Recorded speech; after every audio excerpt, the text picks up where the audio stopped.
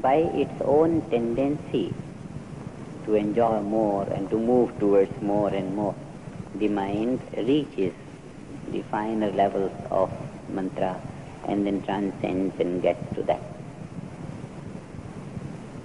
This is our whole principle of TM. That mind by itself, by its own tendency, reaches the field of pure awareness. Naturally, our experience shows we do not make an effort to minimize mental activity. We do not make an effort. We don't even think.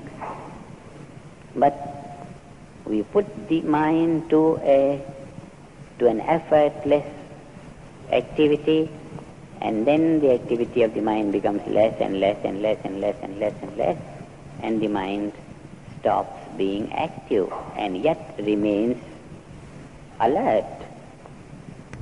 That remaining alert without activity is pure awareness.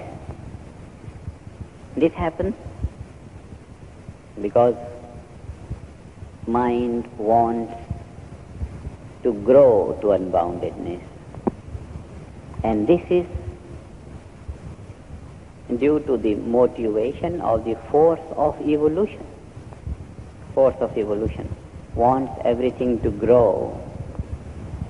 And when the mental activity is given over to the influence of the force of evolution, then the force of evolution works out the destiny of the mind, takes it to the goal of all its aspirations, infinite bliss, unboundedness, eternity. This is transcendental awareness. So, in transcendental meditation, the force of evolution takes over. It takes over the mind. It takes over the individuality. And when the force of evolution, which is conducting the destiny of the whole cosmos, whole manifest universe, when that takes over the individuality, then the individuality is directly under the care or protection and influence of universality. Individuality is directly under the protection of universality, and therefore the mind experiences that unbounded awareness. This is the blessing of the force, directly placing our life on the level of this force of evolution. Now, when this has happened, what makes this state of affairs lose its value? Why does the mind, and how can the individuality then come back to its original individual state, which is limited in time and space? How can it happen? It happens because the physical aspect of the individuality does not cooperate. It is not cultured enough to maintain or to sustain spontaneously that universal structure of life. It cannot sustain it. It bounces back. It just comes back and then goes back. For a moment it has it and then comes back. We know from all these experiments that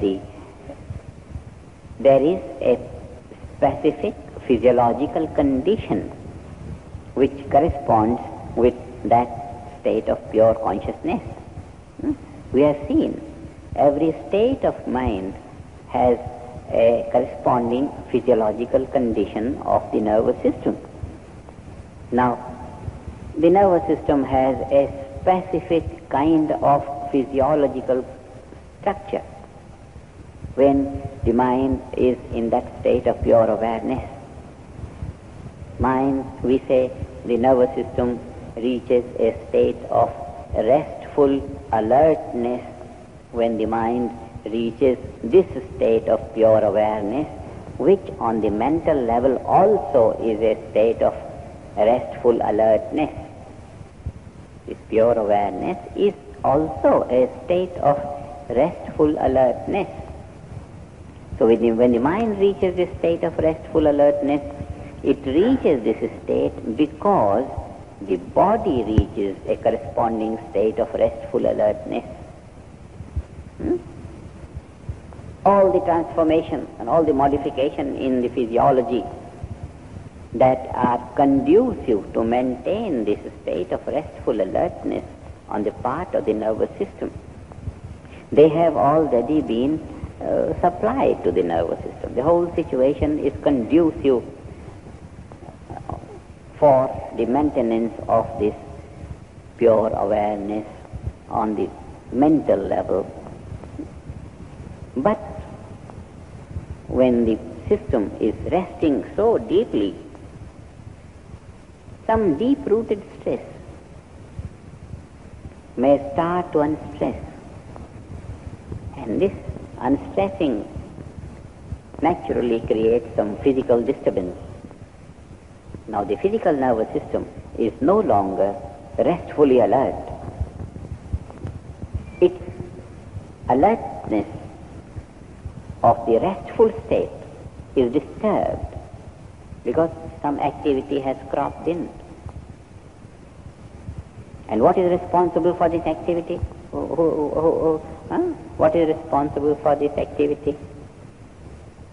Some abuse that has been put in the nervous system some time back. The nervous system was abused. Some stress was put in the nervous system. And now, when the nervous system is in this restful alertness, that impurity wants to go out. The nervous system wants to throw that impurity because this restful alertness is so rewarding, it's so fulfilling that the impurity which could not be located before comes to vision, comes to our awareness, and it's thrown out. In this process of throwing out the impurity, some activity starts, and this activity disturbs that restful alertness on the physical level. And when the physical is no more restfully alert, the mind cannot maintain its restful alertness. It must rise into an impulse corresponding to this activity which has started on the body, on the nervous system. So, even though this break of the restful alertness on the part of the nervous system is conducive to the maintenance of this pure awareness for longer time, but this process in itself has momentarily disturbed that state of restful alertness on the part of the mind. Pure awareness is disturbed momentarily for the time being, but it has been disturbed. But with that disturbance, the chances have been created that this pure awareness will find no more barrier to its continuance.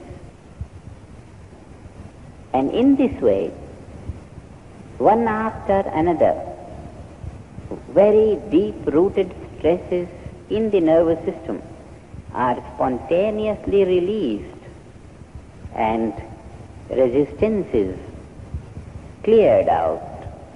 And when all the resistances are gone, then there is no barrier for eternally continuing for that pure awareness to continue eternally. And then the system is, we say, completely pure. It has no. Say, when you build a house and you are there, maybe the builders have left some dust in some corner. When you are comfortably living, suddenly your vision goes to that dust in that corner. You take it off.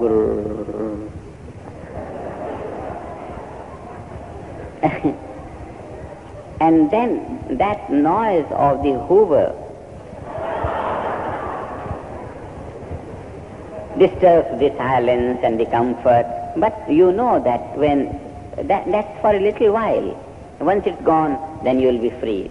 Then the mind will not go there to that dust, to that dirt. And one after the other, things little by little taken off, and then when the whole house is absolutely neat and clean, then actually you start enjoying the home unrestrictedly. Otherwise, something to be done here, and then you get engaged in that. That means when you are engaged in maintaining the house, then you are not enjoying the house. Then you are maintaining the house. Then you are devoted to the house. Then the house doesn't get devoted to you. Instead of the house being devoted to you, supplying absolutely comfortable living, then you become for the house. Just like that. As long as there are restrictions in the nervous system, these stresses and strains, which do not allow full value of life to be lived, then you keep on devoting yourself to unstressing these and stressing these. Then the life is not yours completely.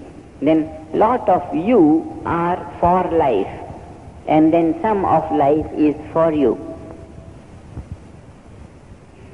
In order that whole of life is for you, you have to create a situation that you don't have to devote yourself to life. You are supported by the fullness of life. And for that, we meditate and live good life. Do things that are conducive to nervous system. We do everything that is conducive to nervous system. And don't do anything that will impair the functioning of the nervous system. We just don't do anything that impairs the smooth functioning of the nervous system. Morning and evening, good meditations, one-pointedness in our purpose. The joy of life should be there. And the joy is in the unfoldment of our creativity. The joy that comes in devotion to work, it is spontaneously is absorbing. It's so delightful. You just don't look here and there and there and there. And this is when the inner happiness is blossoming.